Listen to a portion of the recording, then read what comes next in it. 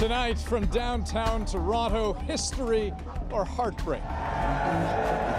The Raptors just one win away from the championship, but he can play now. He's been cleared, so he's going to play. will one of the best players in the NBA flock them? We're with the fans here and across the country. A million people rise up against the Chinese government. We're on the ground in Hong Kong. The Siberian town begging Justin Trudeau for help, but is pollution grounds for asylum? This is The National.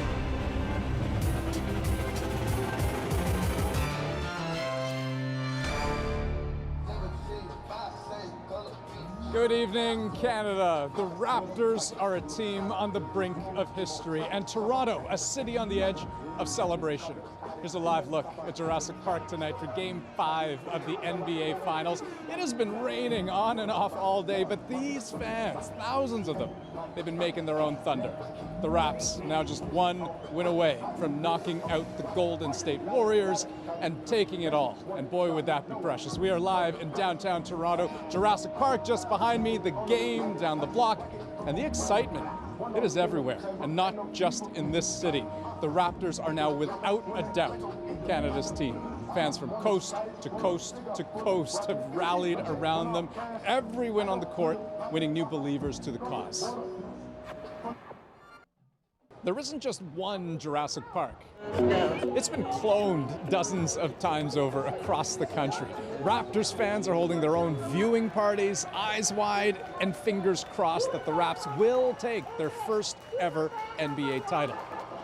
But down 3 games to 1, the Golden State Warriors are coming into Game 5 desperate, and that makes them dangerous. And so all day, the energy has been building. Now it's supercharged. And many of those people camped out overnight, even over the weekend in the rain. Others turned up bright and early this morning, hoping to snag a decent spot because they know they're close to their first crown. Toronto authorities know that too. Police and city workers have been working round the clock to make sure that whatever happens, things stay safe and peaceful. But capping the energy, impossible. Tonight will go long, and it will get loud. Let's go Raptors! And boy, for anyone who's been downtown today, the energy has just been going up and up and up. But the wild card, Kevin Durant, one of the best players for the Warriors. He is back in action tonight after a month on the bench. The question being, will he be a game changer? David Common is nearby, also at Jurassic Park tonight. David, what are fans saying about this Durant factor? Are they nervous? Well, Andrew, if your question is, are they nervous? I mean, does this guy look nervous? Check him out. Ah! This is not a nervous crowd. Not a nervous crowd at all. They are very confident in the chances tonight. And the fact that Kevin Durant is back in the game, back playing, not a concern for them. You know, the Warriors head coach was speaking about it a little earlier today. He had some different words. Take a listen to Steve Kerr. Without having played, he's still such a huge threat, and you know, he can get a shot off against anybody, but just his mere presence makes a huge difference for us. You know, they just are talking here about Kawhi Leonard. Honestly, he is our not-so-secret weapon, and if Kevin Durant is back in the game, people here not all that worried. In fact, I have not talked to one person who's concerned about it. Now, I will say, Andrew, there's been a little bit of drinking here in Jurassic Park tonight, so maybe that's given a bit more confidence to people. Okay. And the Durant issue aside, what are people saying? Is this the night? Yeah, people think absolutely this is the night. Now, having said that, people don't want to jinx it. You know, it depends on who you talk to. Inside here, inside Jurassic Park, hundreds and hundreds of people, and then thousands more in the streets beyond. Even though we've had a bit of a miserable night in terms of weather, there's a lot of energy, a lot of optimism that this is going to be the Raptors' night after a quarter century of waiting. This is the one that we've all been waiting for. So we're just going to have to see how the game goes. Of course, it's all really just starting up now on the big screen. Teams coming out. You see them up there. Well, that is Jurassic Park where we are. But of course, inside the arena, It's all about to happen, Andrew. Yeah, game's just getting underway. That means the party is just getting underway. David Common, thanks so much. Now, fans, they are gathering well beyond the confines of Jurassic Park. And understand, Toronto has not seen an event like this since '92, when about 500,000 people packed the streets of the city's downtown. Joanna Remiliotis is at Toronto's Yonge Dundas Square. Joanna, what's expected there? Well, the scene here literally mushroomed in the last few minutes, Andrew. It was empty because of the downpour, but now hundreds of people have gathered literally in the last 15 minutes with the expectation and the hope that the game will be broadcast from one of the multiple screens here. But so far, nothing. So that anticipation is turning into disappointment. These people are here because they want to be part of something bigger. Someone was telling me earlier, Jurassic Park is too hard to get into. This is a place to come and have that sense of community and watch this historic game with your fellow Torontonians. So the scene right now is relatively quiet in the sense that there's nothing to watch, but the expectation is that even the crowds from Jurassic Park will come down here later. So police are anticipating that. And in fact, police have asked people to stay away from here because this is where people normally congregate. It's Toronto's historic gathering spot, if you will, right in the heart of the city. So right now there are hundreds with nothing much to see, but as the game ends, more police are expected to make their way down here to keep an eye on the crowd. Right now, it's a relatively quiet scene with very few police officers in sight, but that will probably change, Andrew. Yeah, and it's funny how you mentioned there's not a whole lot to see just yet. That doesn't quite seem to matter much to the crowd behind me, which has been getting bigger and bigger and bigger, as you pointed out, by the moment. And talk to me just a little bit more about how the city is preparing, because this may be a celebration of epic proportions. Absolutely, and you know where David was, where you were speaking to him earlier at Jurassic Park, the roads have been closed off. Here, nothing like that has happened because there was no official invite or planning for people to gather here. It's just what people do in Toronto because this is at the heart of the city, and it's a place where you can have that sense of community. Now, how that will change over the next couple of hours if the game doesn't play, we'll have to see. But the expectation is at the end of the game, people will gather here, and police are expected to be here in larger numbers when that happens. All right, Joanna, in the thick of it, just the same way the rest of us are. Thanks so much. So, police, they're ready, right? Outside. But right now, for fans, all that matters is that game. And if you just see stats, the Raptors' Kyle Lowry, boy, he can almost disappear in a way. But you could say that's because he is everywhere. Lowry has intensity, he has cunning, he has composure. He's clearly got fans on his side. He is the heart of the Raptors' success. Devin Haru gives us a closer look at the team's longest-serving veteran. How does it feel to be an icon all over Canada, kids? I'm not that's a crazy question. I ain't never been asked that one. Kyle Lowry was lost for words, a rare moment. I was once a kid. I was once in your shoes. And to be able to know kids one day will want to be like me, I hold myself to a super high standard. A thoughtful answer from a player who has been on the receiving end of criticism his entire career. Here is Lowry on the deck, through two. Lowry put it up, it's blocked by... Often due to his lackluster playoff performances. Gritty, tough, and unrelenting on the court. Here's Kyle. Lowry has always played with a chip on his shoulder. This is what you're looking for from him. Another charge taken by Lowry. Standing tall in the way of oncoming players. Now Kyle. For 7 seasons, a Raptors leader, often in the background. Now getting the credit those around him felt he's always deserved. There's something about that guy that I just believe in. You know, it's incredible. Kyle Lowry is the best Raptor of all time based on what he's done, the success of the team, his longevity, and his commitment. He's the guy. The guy fans in this city have come to love. I'm just happy to see him now, you know, be able to make it to the finals, finally. Finally, indeed, a basketballer from North Philly, raised by a single mother, now on the sport's biggest stage. What my mom had to go through, and my grandmama had to go through, feeding myself, my brother, my cousin, my little cousins, my other little cousins, you know, going to work, getting up at 5 in the morning, that's pressure to me. And just the willing to do whatever it takes to make sure that your kid will see better than what you've ever seen. Now, with 2 sons of his own, perspective and gratitude, with so much on the line. Devin Haru, CBC News, Toronto. How do they close it out? So let's take you back to that line. Boy, you just have to look across the country. You see proof that the Raptors are Canada's team. The booing, that's not for the Raptors, that's for the Golden State Warriors. But fans gathering to cheer the Raptors on. Our reporters are fanned out across the country, from Halifax to Regina to Abbotsford, BC, and a few other cities in between. Lots to watch for here. It's so funny watching this crowd. They are cheering as every Raptor makes their way onto the court. But I have a feeling they want a little more than just the appearance to cheer for. They want a result. So until we get some more details from the game as it unfolds, Ian, we're going to throw it back to you because you're watching the rest of tonight's top stories.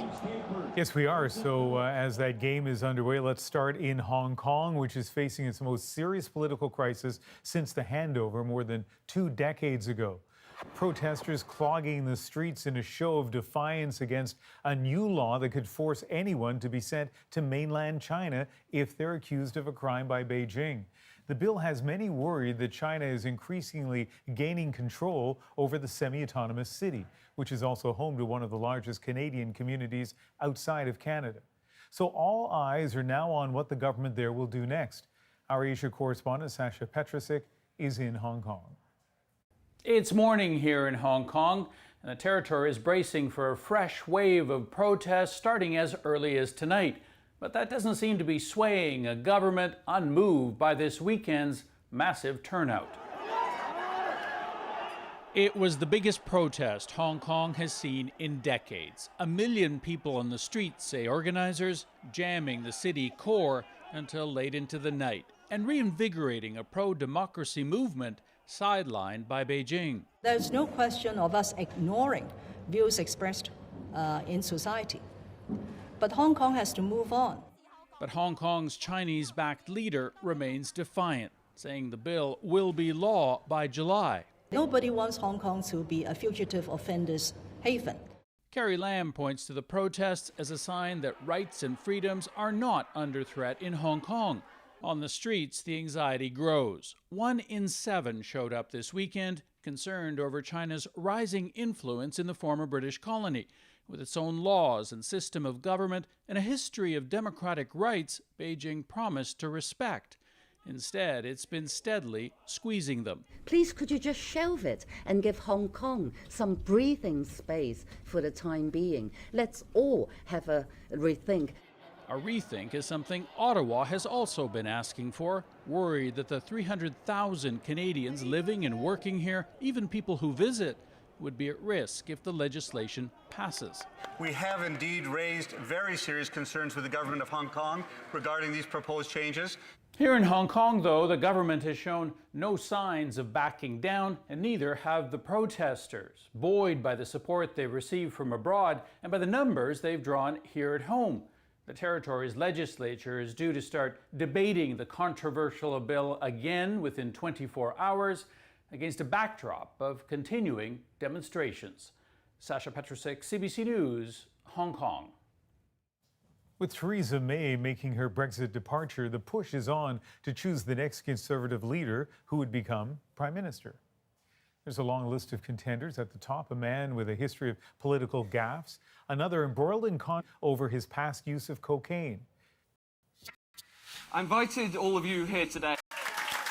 One after the other, after the other. Tories each making their pitch to be Britain's next Prime Minister. We need to deliver on our central promise, Brexit.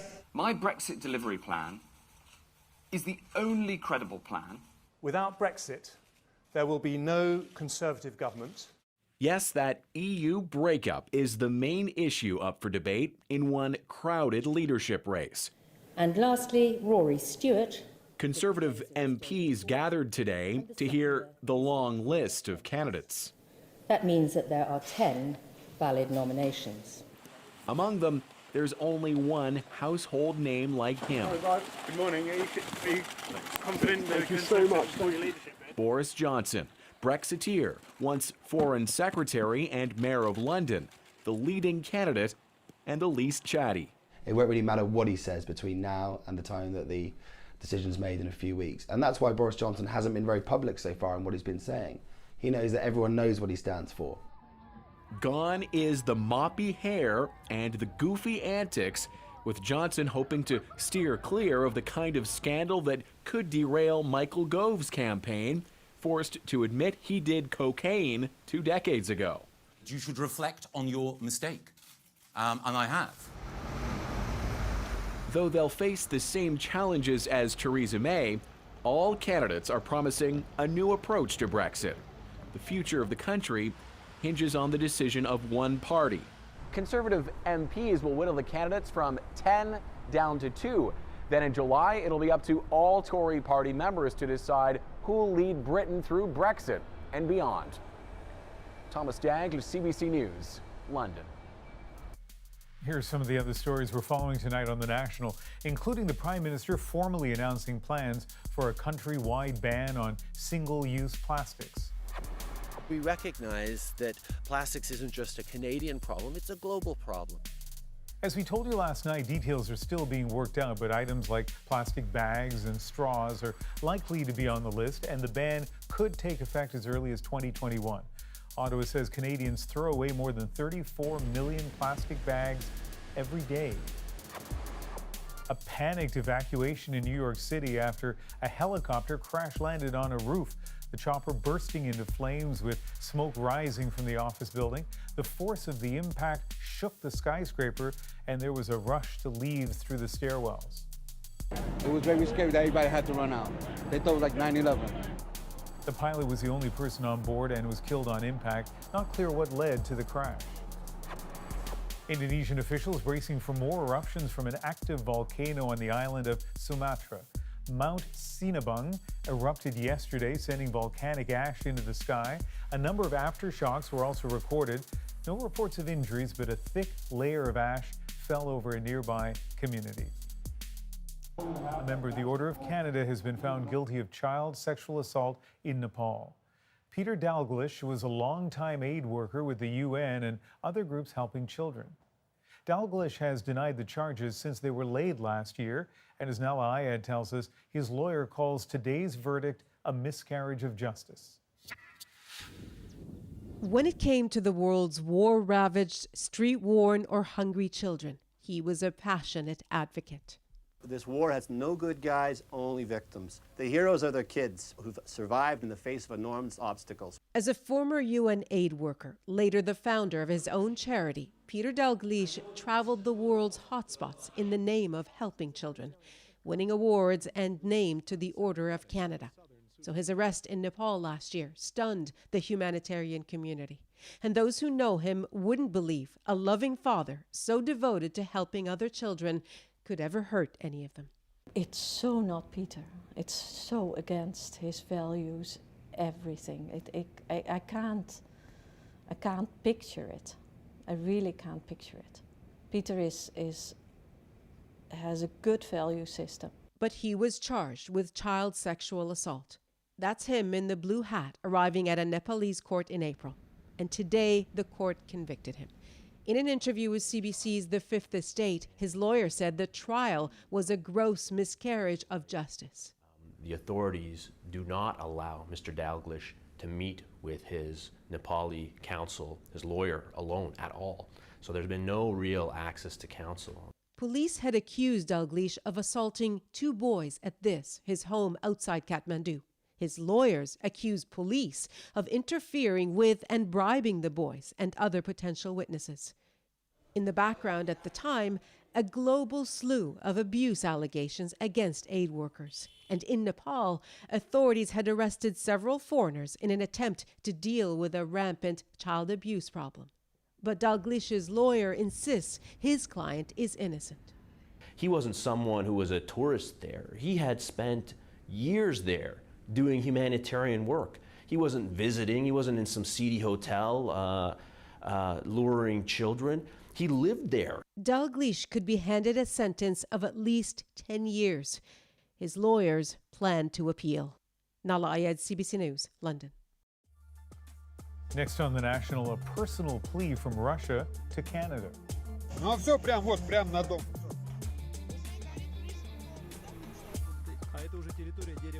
They say they're choking on smoke covered in coal dust. Now they're begging to come here as environmental refugees. That's still ahead.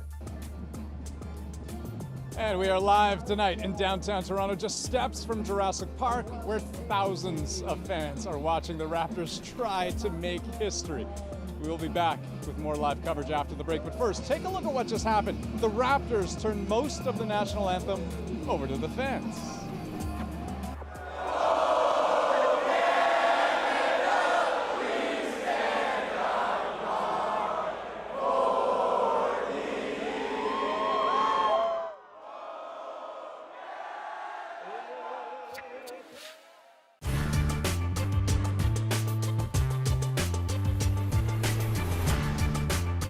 Here it is, the newest, freshest, and hungriest look in the NBA. Raptors are born. With that announcement, Toronto's new NBA team not only got a name, but a lucrative new business as well.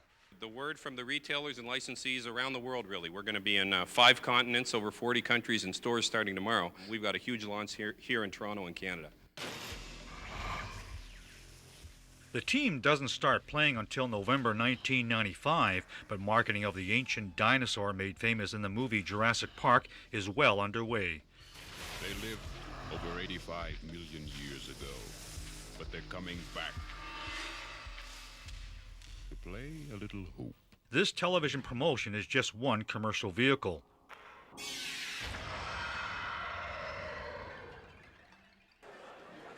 RoboCop himself was brought to the news conference to unveil a Raptor t-shirt.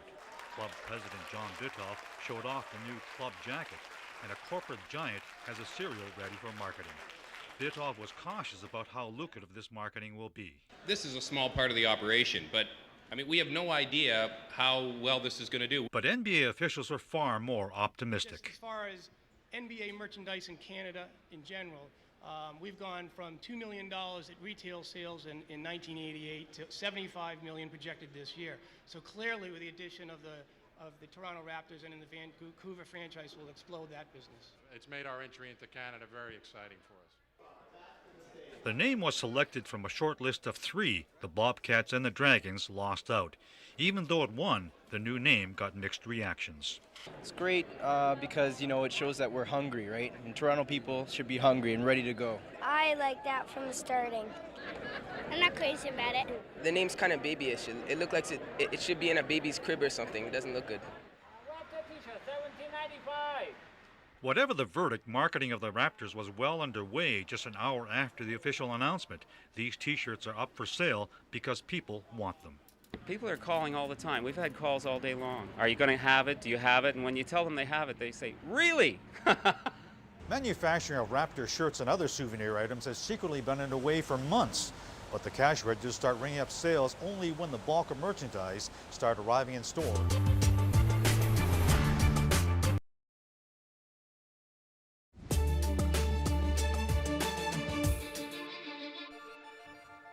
A small town in Siberia is so polluted by coal mining, residents say it's ruining their lives. So they're turning to Canada for help. Chris Brown looks at what they're facing. The appeal from residents of a Siberian town is personal and extraordinary. Honorable Justin Trudeau, we appeal to you to grant refugee status to the citizens of Arkhizalevsk. They say they're victims of barbaric coal mining and an uncaring government. This video taken last week purports to show open pit mines without any fences, just meters from homes, smoking and choking people. All of this smoke is going straight to my house, says resident Mikhail Sokolov. Coal can spontaneously combust when exposed to oxygen, so workers have been trying to cool things down by dumping clay and using hoses, but it hasn't been working. We chose Canada, said another woman, because it's similar to our Siberia with cold and snow. We'll work hard and can become useful to Canada. In winter, if anything, conditions are worse. Social media videos showed these scenes from February with the region blanketed by a thick coat of coal dust. You think you're letting your children go play in the fresh air and snow, said this woman to Russian TV, and then you wonder what will happen if they breathe it in. Local officials blamed that incident on faulty equipment at a nearby processing plant, but residents say those discharges happen all the time.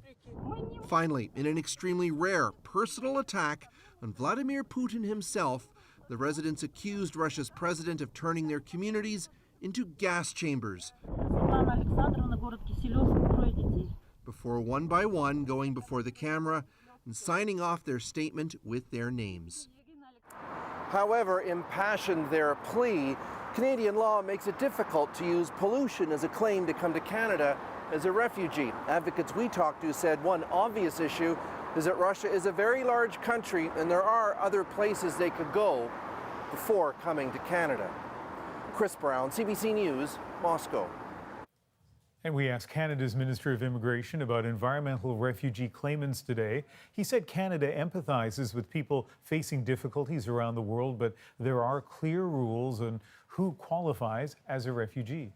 Our current Immigration Refugee Protection Act definitions around refugees is based on the Geneva Conventions. It's about persecution based on the grounds that are listed. It doesn't encapsulate this current iteration. And among those grounds listed, race, religion, nationality, and membership in a particular social group or political opinion. And we are here in the thick of it in Toronto, Jurassic Park just behind me. The eyes of every fan glued to the big screen, watching this game unfold, hoping the team can capture their opportunity for glory. But take a look at this. This is the view of the street right behind me. Thousands of people lining up to cheer on their team. And there you hear it right there. It looks a lot like this and sounds a lot like this right across the country. We're going to take you to some of those watch parties in just a moment.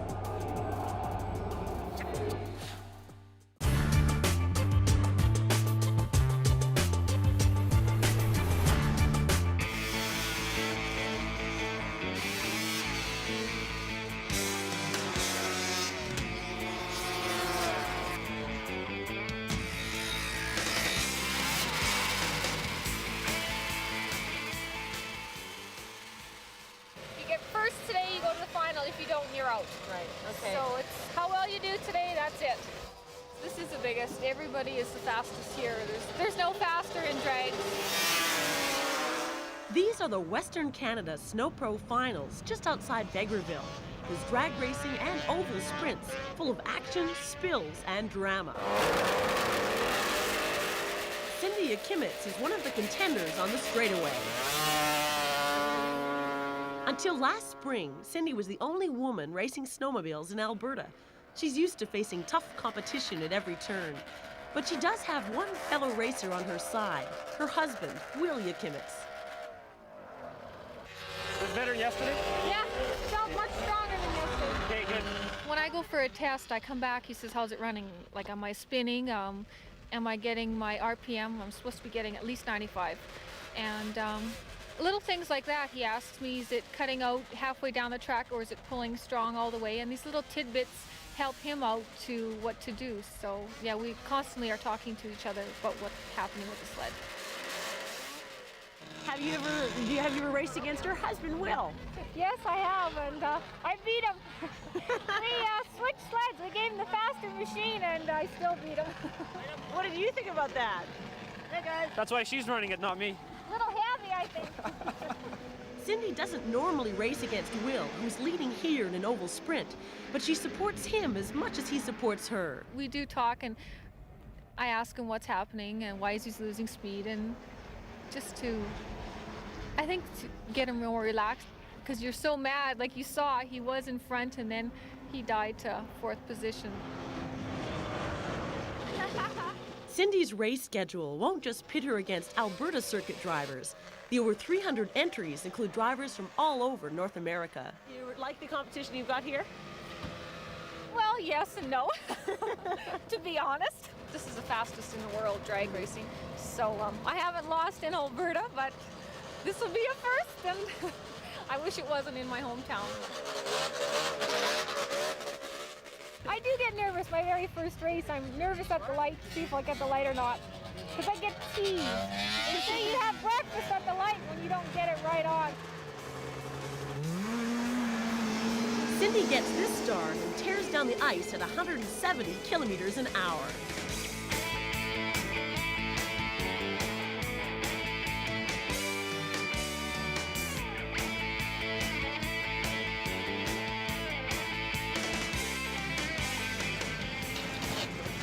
Cindy's hard driving efforts qualify her for the final in the Masters 2 class, and so it's back to the starting line. Here they come, Master 2 final! I'm happy with what I did today, but I wish I could have done better, but they are fast machines out here today. But a third-place finish is perfectly respectable, and nothing changes what Cindy loves about the sport. It's a good rush. People ask me, how does it feel? And it feels good. It's like I said, it's a rush to the system. You skin's pulled back. It's fast. Yeah, I really enjoy it.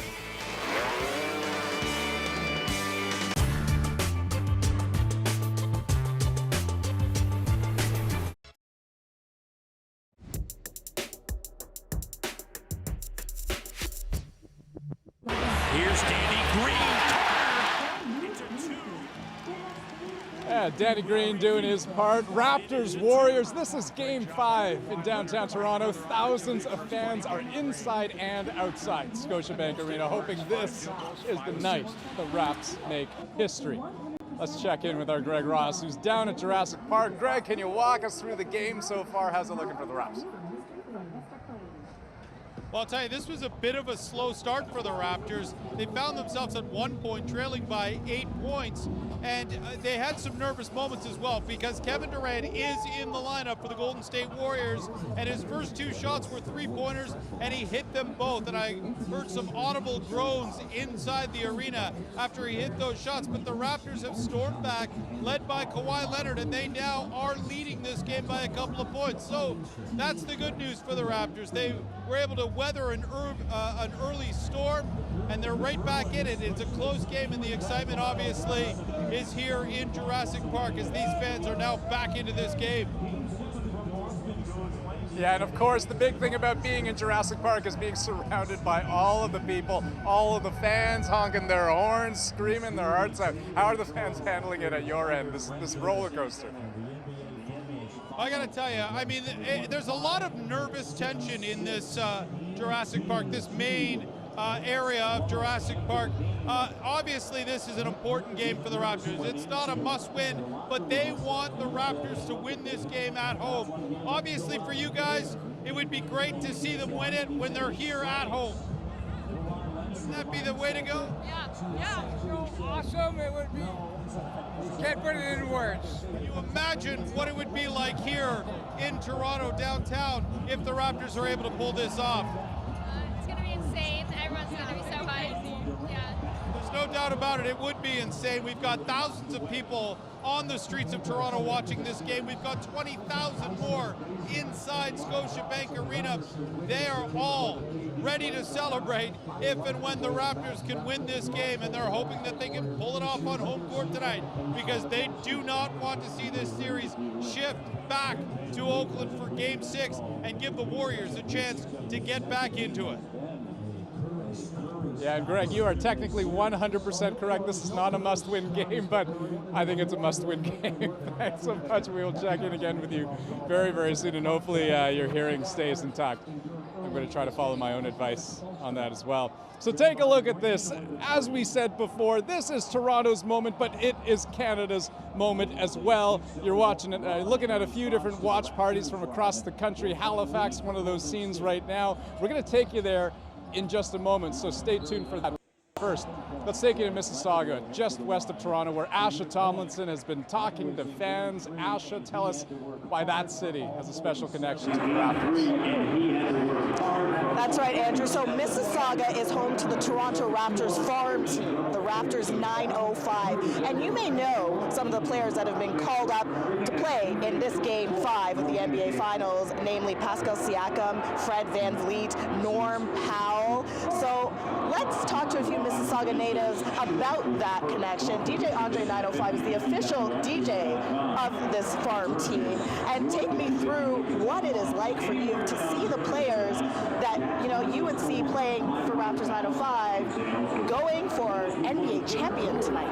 Oh, it's incredible to see these guys from the start, to see where they are, to see where they are now. They've worked so hard and so full. Like my hats off to them.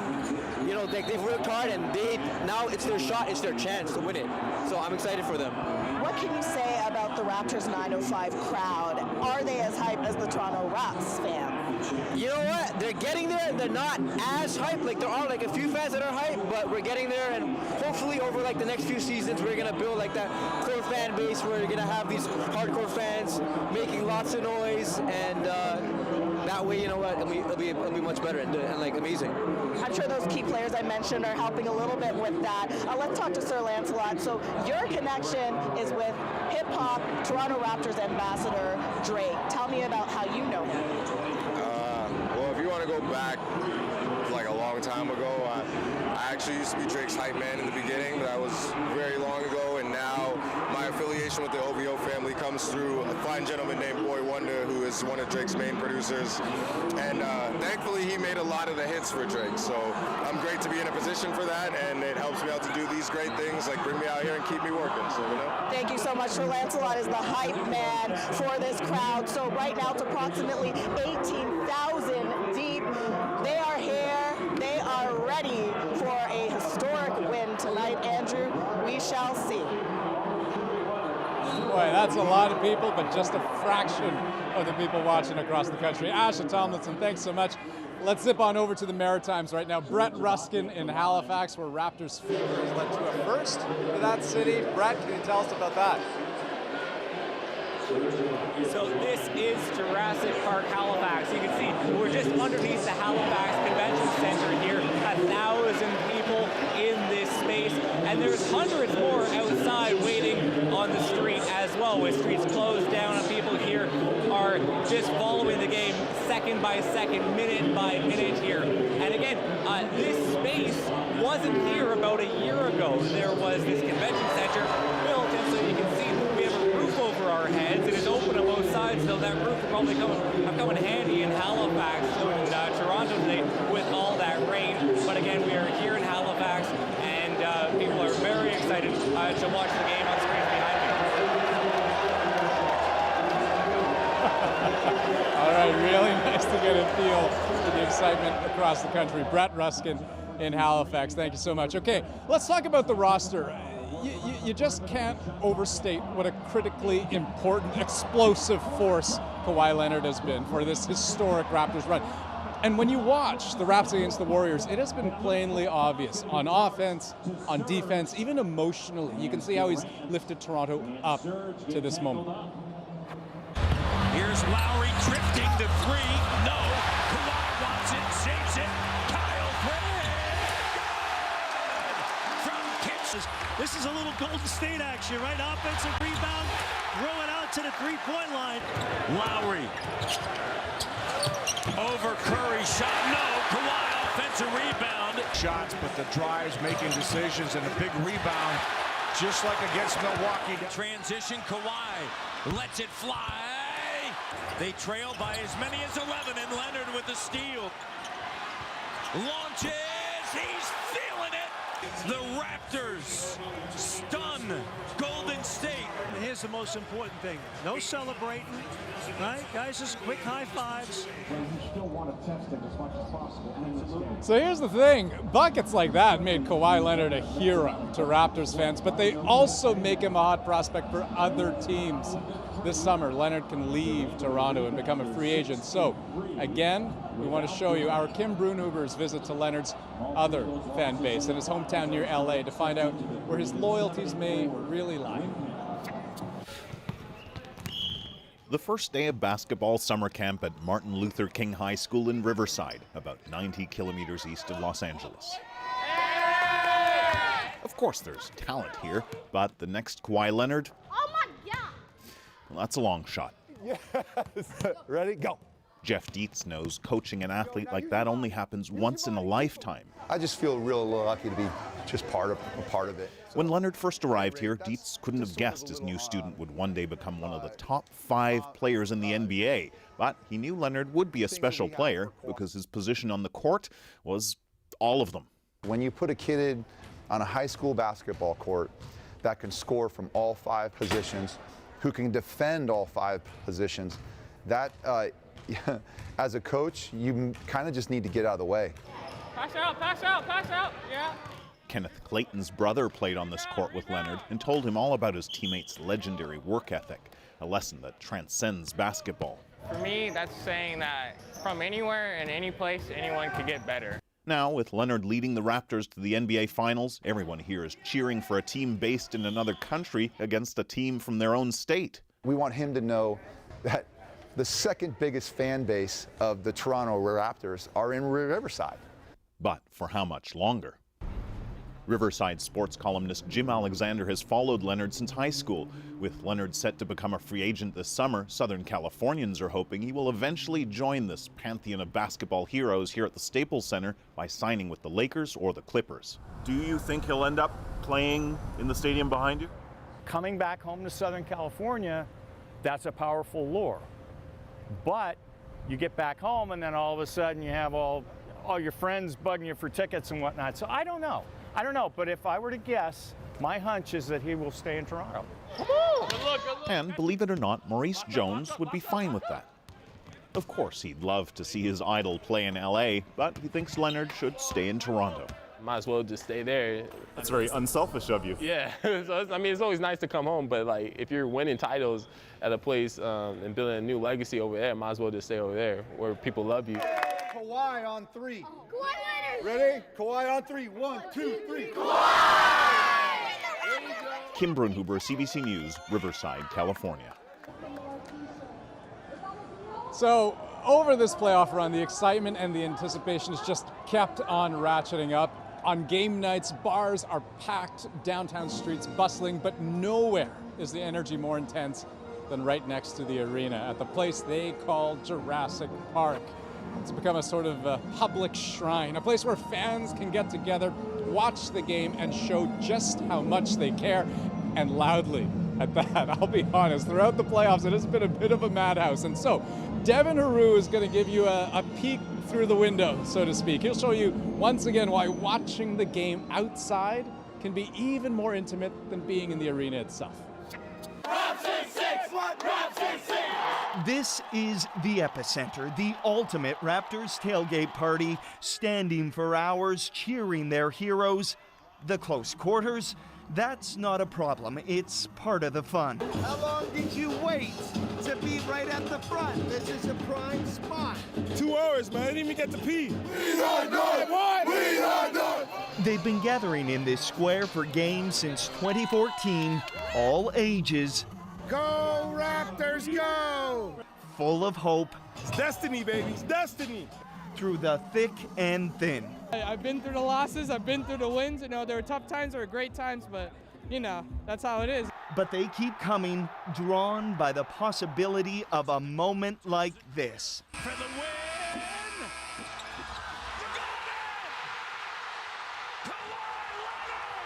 If one shot could tell these people one story, here it is. This year, Kawhi Leonard might just take them to the summit. Kawhi Leonard, out here, this is our year to win the championship. Did you guys get it? Kawhi not? Like, why not? As they live and die on every shot, block, steal, and slam, Leonard has only upped the frenzy. MVP! MVP! The way way this city and this country have come together over this is amazing. And not just from the locals. We are from Japan. And you're Raptors fans? Yes, of course, definitely. Where are you from? Panama. You watch the Raptors. Yes. And then there's Drake, Toronto's own, better known for his courtside antics, but he knows where center stage is. We have the best player, we have the best fans in the whole NBA, in the whole world. Look around you. Look at this. We created this. But this isn't about celebrity, it's about community and perseverance. Devin Haru, CBC News, Toronto. So boy, Ian, this crowd, it is something. I wish you were here, but there's lots more Raps to come. Is there any doubt about what our moment might be about tonight? We'll be back with that just a little later, live from outside Jurassic Park. First, though, we'll be back with more news, Andrew, including this. There, we just detected a drone, and it's really close by. Well, look at how Corrections Canada is hoping to stop people from using drones to sneak contraband into prisons. That's after the break.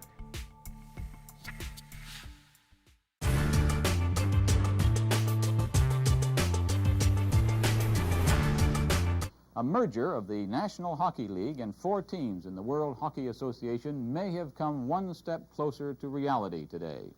The NHL Board of Governors, meeting in Chicago, voted to accept an expansion proposal that would bring the WHA teams in Quebec City, in Winnipeg, Edmonton, and New England into the NHL. Just 2 weeks ago, the same board rejected the idea. I think we're possibly closer than meets the eye. The owner of the Edmonton Oilers, Peter Pocklington, who says he's 90% certain that his team will soon be in the NHL. For both leagues, expansion means the end of bitter competition for the best players. For the WHA teams, there's also the prospect of bigger crowds and in a few years a share of television revenue. For fans in the WHA cities, there's also the hope of better hockey, though ironically, enthusiasm for the NHL does not seem as high now as it once was. I think the WHA is suffering right now with the lack of teams and lack of strong teams, so I don't think there's much choice. I think it's their only chance of survival, but it'll be a costly entry and it'll be a long-term investment, I'm sure. If they take the money that they're going to pay to get into the NHL and put it into their own league, I think it will be a much stronger league, and the NHL will come to them rather than the WHA going to them. So you think the price is too high right now anyway, eh? Absolutely. Absolutely. I don't think we should pay that. The likely terms include a $6 million entry fee from each WHA club. In addition, the 4 expansion teams would have to pay 2 other WHA teams a total of about $6 million for going out of business. One problem is caused by player rights. NHL teams claim ownership of many WHA players through the NHL draft system. There was talk that the NHL would allow the expansion teams to protect, and thus be certain of keeping, only 2 goaltenders and 2 other players who have previously been claimed by the NHL. Most of the WHA teams want to protect 2 goaltenders and 4 to 6 other players. Before the Chicago meetings began, the WHA team said the player rights issue was just about the only real stumbling block in the negotiations. They say that as much as they'd like to, they just won't join the NHL if it means they have to give up most of their best players. I just can't let that happen to my hockey club. We spent a lot of good money buying the hockey players from the Houston Aeros, and we spent a lot of money developing these players, and we're just not about to give them up, period. Rightly or wrongly, many people in the 3 WHA cities believe they pressured the NHL to consider expansion once again by boycotting Molson's, the brewery that owns the NHL's Montreal Canadiens. The boycott is hurting the company in all 3 cities. Though Molson's won't comment, in Edmonton there was a report that sales had dropped 30%. How much Molson's have you sold so far tonight? 5 bottles. How much will you have normally sold by this time? 3 cases. They bought the Canadians, and when they bought it, they wanted the publicity that goes with it, so they're getting some of the publicity.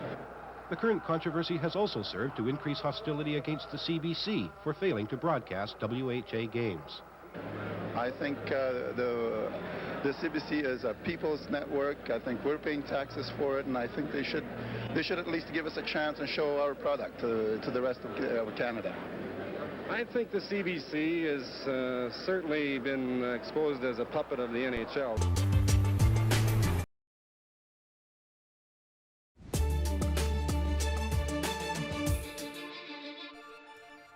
Corrections Canada is facing a growing threat from drones. They're being used to smuggle goods inside prison walls, so Ottawa is spending millions on equipment that's supposed to catch them in the act.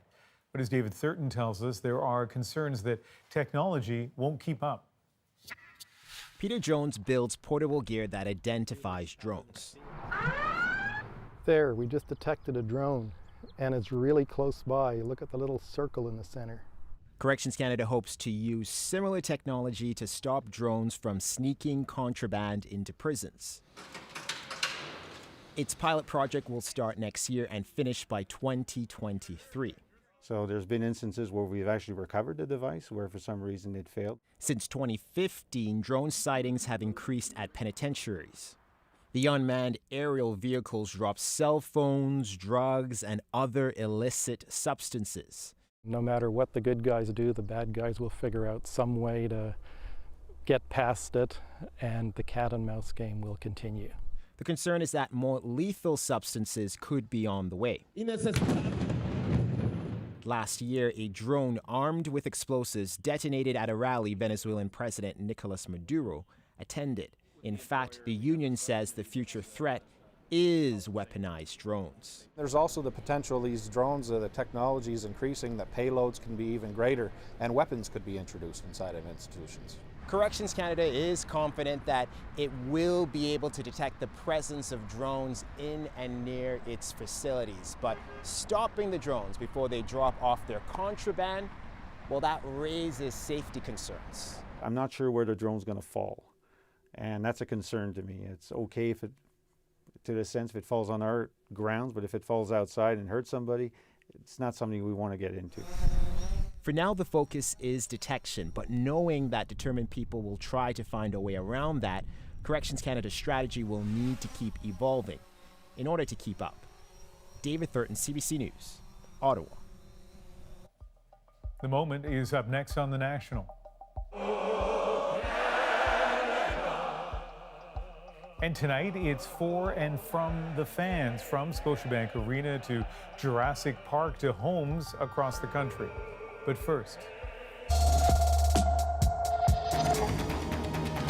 in case you missed it, the actor best known for portraying TV tough guy Jack Bauer started a Twitter war with the Ontario government. So help me God, I will kill you, and you will stay dead this time. I got into politics to help people. It started like this. After an ambitious year of cost-saving measures and cutbacks, Doug Ford's government has taken to comparing itself to legendary former Saskatchewan Premier Tommy Douglas, considered the father of Canadian universal health care. He's also Kiefer Sutherland's grandfather. Kiefer's mom is actress Shirley Douglas. Sutherland said he found the comparison offensive, adding, "I knew Tommy Douglas and you, sir, are no Tommy Douglas. P.S. You're lucky my mom's not active on Twitter." An Ontario minister's response, he's just an actor. But on Twitter, pop culture is power. Don't expect me to regret the decisions that I have made. If you think tackling Ontario's deficit is hard, because, sir, the truth is, I don't. Try going up against an action star, defending his family's legacy.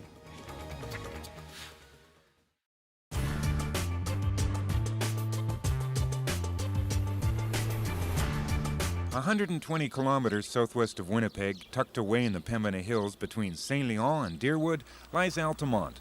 Population, 70 and shrinking. In its heyday of the 40s, it was a bustling farming community of 165. But like so many small prairie towns, hard times on the farm and the lure of the big city have forced this community into decline. This is the main street of Altamont, Manitoba. Back there used to be the post office, and that was the hardware store. This was the grocery store. Further on up ahead, there used to be a school and a boarding house. They're all closed now or demolished. But there is one building that has endured through good times and bad, and in a unique way has been the key to survival for this little community. they wouldn't be at the rink here, there wouldn't be nobody here at night. I mean, you know, most of the people come to town at night just to come to the rink. Like, they bring the kids to the rink, and that's it. You know, if it wouldn't be there, well, I don't think nobody would come to town. Emile Grenier is almost a town unto himself. He's the grocer, hotelier, restaurateur, and bus depot manager, but most important, he's president of the Altamont Curling Club, Canada's oldest single-sheet natural ice curling skating rink under a tin roof. If you're the president of this curling club and the skating rink, you got to work like hell, because that's the only way we can keep this place going. It's the frontier spirit of hard work and pitching in together that built this club almost 100 years ago and keeps it going today. You try to get everybody involved in town and try to get as much money as you can get from everybody to keep this place going, because this place doesn't make much money on its own. Like you see, like this wall here, we built it last year, and once we had all the wall done, we took all the sheet of plywood that we had on there and we sold them to everybody in town and businesses and whatever. So who's Bessie McDonald there? She gave $100, eh? She gave $150. No, she gave us $200 for that sheet. She gave us twice the money it was worth. Really? You're doing a fine job. Maybe next year we'll hire you for a caretaker. Hey, so let me get this straight then. As vice president, do I have to flood the ice and pebble the ice and scrape the ice and all that stuff? If you're the president or the vice president, it doesn't matter what you are, you do all the work here anyway. Now, you're telling me you built some new toilets too, eh? Right. The rink didn't always have this high-tech Zamboni. Back in the old days of gas lamps and outhouses, a horse was fitted with special ice shoes to haul the water. Dues could be paid in cordwood and coal. Some folks in town still remember those days. The rink stands on land donated by the Holliston family. Daughter Bessie still lives on the old homestead, just a curling stone's throw away. Oh, I took all my schooling here, up to grade 11. That's as far as we went then. Yeah. Here's the main street of Altamont. When was this, 19? No, it doesn't give the date, but there's the school that I went to there. Oh, that's quite a big building, eh? Oh, yeah, 3-story it was, yeah. Well, what is this? Well, that's what the first year I curled in the Bonsby with Johnny Gregg, and he bought my curling fee for the winter, and it was $1. $1 for the winter? $1 for the winter. There it is. Johnny Gregg gave me this the first year I curled. Now, was Johnny Gregg sweet on you, or? No, he's just an old bachelor. Bessie is Altamont's historian. She keeps a scrapbook of all the town's goings-on. At age 81, she's seen many a bonspiel. I guess we just grew up curling, skating, hockey, and I still have great interest in it. In the bonspiel, I go over there at 9 in the morning and come home at 6 at night, because I eat there too. People come in from other towns. Bessie and older brother Gordon are cheering on the Brunels, and the other team, the Brunels, at tonight's final game of the season. Both teams have been battling all winter, looking to settle an old score. That is, if they can score.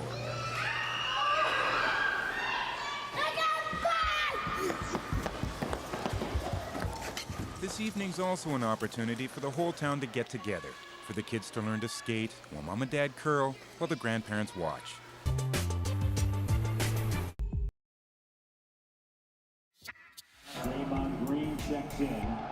When it came to singing the national anthem tonight for Game 5, you might say it was a team effort, and the fans, boy, did they ever deliver. From living rooms to restaurants to Jurassic Parks across the country, fans sang loud and proud, and their anthem is Our Moment.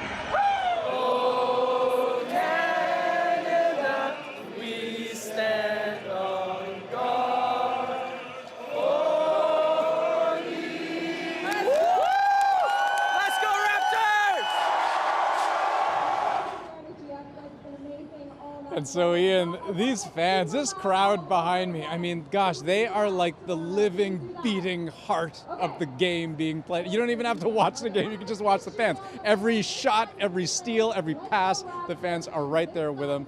No wonder they turned out in these numbers, and despite the weather we're having here. There's nothing like sport, Andrew. It's the fuel for the Olympics, and it certainly has driven the Raptors and the Raptors fan to the frenzy that we're seeing tonight. It has been extraordinary to look over your shoulder and see and hear Jurassic Park, and let's hope that spirit keeps going. That is the National for June 10th. Good night. Good night.